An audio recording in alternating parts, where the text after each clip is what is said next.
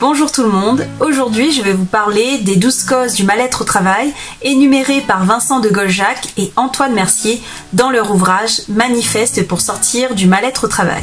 N'hésitez pas à me dire en commentaire si vous vous sentez concerné par une de ces causes et si vous avez trouvé le moyen de vous en extirper.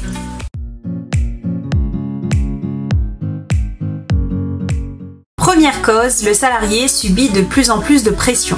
C'est le cas typique du produire plus en moins de temps. Deuxième cause, le salarié est devenu une simple ressource. Le salarié a l'impression d'être considéré comme une machine dont la seule raison d'être est de produire de plus en plus. Troisième cause, l'entreprise mesure tout le temps. L'ère de la concurrence entraîne les entreprises à se comparer continuellement et pour cela, elles utilisent des indicateurs de mesure de performance. Quatrième cause, le salarié est sans cesse confronté à des situations de travail de plus en plus paradoxales. Par exemple, on lui demande d'être plus productif sans pour autant mettre des moyens à sa disposition, les moyens nécessaires à sa disposition.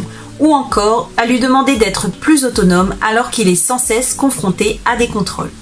Cinquième cause, le salarié doit être plus performant. L'entreprise adopte un management par objectif où la démarche se focalise essentiellement sur le résultat. On évalue le résultat pour ce qu'il est et non dans son contexte. Sixième cause, le salarié est de plus en plus isolé. Il s'agit du déséquilibre des pouvoirs entre la direction générale et les salariés qui autrefois étaient beaucoup plus équilibrés parce qu'il y avait une solidarité entre les salariés. Aujourd'hui, la peur de perdre son emploi divise le collectif et soumet donc le salarié à plus de vulnérabilité. Septième cause, le salarié travaille pour survivre. De plus en plus de salariés considèrent leur emploi comme un moyen de subvenir à leurs besoins.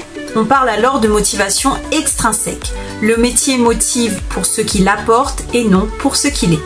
Huitième cause, le salarié perd le sens de son travail. Le salarié est entièrement tenu pour responsable de la non-atteinte de ses objectifs sans prise en compte du contexte dans lequel il évolue, ce qui nuit gravement à sa motivation. Neuvième cause, le salarié n'est pas reconnu.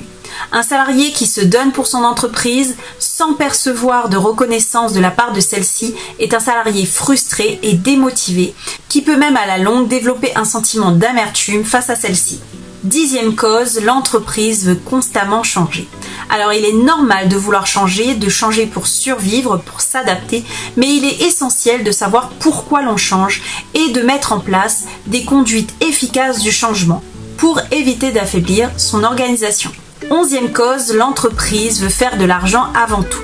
Cette quête de la réussite financière pousse les salariés à manipuler les chiffres afin d'afficher des résultats meilleurs par crainte d'être mis à la porte. Douzième cause, la direction n'est plus consciente des réalités.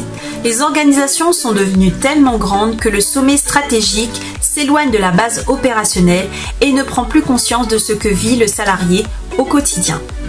Voilà pour les 12 causes énumérées par nos deux auteurs. Est-ce que vous en avez d'autres? N'hésitez pas à m'en parler en commentaire.